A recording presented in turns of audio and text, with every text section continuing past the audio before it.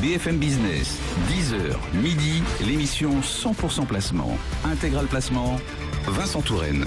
Allez, le match des traders avec en direct avec nous Jean-Louis Cussac, trader pour compte propre chez Perceval Finance, et Giovanni Filippo, membre de la cellule info d'experts de Bourse Direct. On se redresse un petit peu depuis 2 jours maintenant sur le CAC 40, progression de 0,62% au moment où je vous parle, 5159. Jean-Louis Cussac, il y a des choses à faire aujourd'hui ?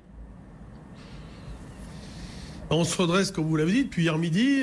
On remonte pour les mêmes raisons qu'on avait baissé hier.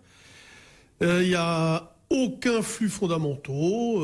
Moi, j'ai toujours tenté d'acheter ces derniers temps, avec parfois un peu de méfiance, bien évidemment. Ce matin, on n'a pas réussi parce qu'on est parti assez rapidement à la hausse. Alors, vous voyez, des comportements toujours très très particuliers, parce que on était à 8h vers 40, et puis on est descendu vers 28-29, et à 9h à l'ouverture, avec les gestions algo, enfin surtout les gestions delta, etc.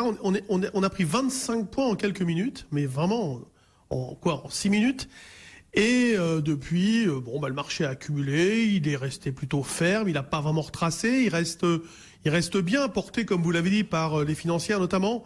Mais en dehors de cela, il n'y a rien. C'est vite, 520 millions, donc très peu d'échanges. On est à 11,3 de volatilité implicite. Donc, comme je vous l'avais fait remarquer au plus bas, cette volatilité qui est montée au maximum à 12,5 ne traduisait pas d'angoisse de la part des acteurs du marché. Donc, ce qui est important, c'est qu'on a bien validé le 5095-90. On a fait un double appui avec vendredi, donc ça c'était hier. Et puis, la forte accélération de l'euro-dollar n'a pas été suffisamment importante, ou en tout cas n'a pas été jugée suffisamment dangereuse pour amener un changement de scénario de la part des gestions notamment, qui sont toujours sur la réserve, dans l'attente. Et on disait peut-être jusqu'en septembre, écoutez, c'est bien parti. Pour l'instant, le marché n'est pas mal, mais il fait pas grand-chose. Je suis placé à l'achat sur repli vers 5130, 35-30. Vous voyez, c'est un premier niveau d'achat éventuel sur repli. 5200, si vous voulez, 5195-205 reste un genre de pivot. Ça serait étonnant qu'on y aille. Je me fais aucune illusion, si vous voulez, sur un possible mouvement de fond. Donc je vais essayer de capter des écarts sur un point bas, sur un point haut, si vous voulez, sans m'occuper vraiment d'un sens prioritaire. Bon, je garde le sens acheteur, si vous voulez, mais avec les achats de call qu'on a pu faire sur des points bas, je me permettrai de vendre sur des accélérations, considérant que les chances de retracement sont quand même assez importantes. Donc on va avoir, si vous voulez, un comportement opportuniste. On l'a depuis un bout de temps, on l'a aujourd'hui, je pense que on l'aura encore dans les jours à venir, avec un marché qui manque de densité, de vitesse, de dynamisme. Il faut faire avec, c'est souvent comme ça en cette période de l'année. Bien, Giovanni Filippo chez Bourse Direct, quelle est votre stratégie du jour dans ce marché ? Je suis 100% d'accord avec Jean-Louis. Je crois qu'il a dit l'essentiel. Il a bien résumé la situation. Depuis début juillet, on est vraiment dans un marché de range. On a tapé 4 fois la borne haute, la zone 250-260, 4 fois la borne basse, la zone des 5110, 5100. Alors, parfois, il y a eu des petits débordements, mais ça n'a jamais été accompagné de relais. Donc un marché qui reste très piégeux, surtout pour ceux qui jouent les ruptures. Rupture à la hausse ou à la baisse, on finira bien par sortir tôt ou tard. C'est également le danger d'être systématiquement contrarien, si je puis dire.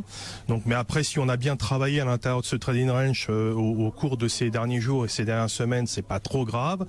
Voilà, donc 252 précisément, 114, c'est des niveaux qu'il faut soit déborder en clôture de façon nette et les maintenir durablement, et 114 à la baisse.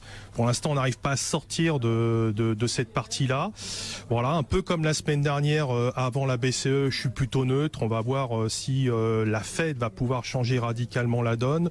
Effectivement, l'euro reste ferme, je le juge quand même à des niveaux assez excessifs. La position sur l'euro-dollar qui avait basculé, position acheteuse qui avait basculé en mai, se renforce au fil des semaines qui s'écoule. On a désormais atteint un pic en termes de position ouverte comparable à celui de mai 2011. Bon, à l'époque, on était entre 1,40 et 1,50. Il y a une différence de prix. Donc, il y a vraiment des considérations haussières assez fortes sur l'euro-dollar. Donc, attention quand même au retour de bâton parce qu'à moyen terme et à court terme, on a quand même une situation de surachat qui est apparue. Donc, en intraday, je vais essayer d'arbitrer la zone 179-128 sans me faire de grosses illusions sur les relais. Voilà, il faut surtout construire des écarts en attendant que le marché se décide de façon un peu plus significative, mais j'attends rien de très très particulier d'ici la rentrée. Au cours de ce mois d'août, on le voit, le volume est assez faible, beaucoup de trading algo, beaucoup de contre-pieds, donc il faut rester prudent et surtout, accumuler les écarts. Parfait, merci beaucoup Giovanni Filippo, membre de la cellule info d'experts chez Bourse Direct, et Jean-Louis Cussac, trader pour compte propre chez Perceval Finance.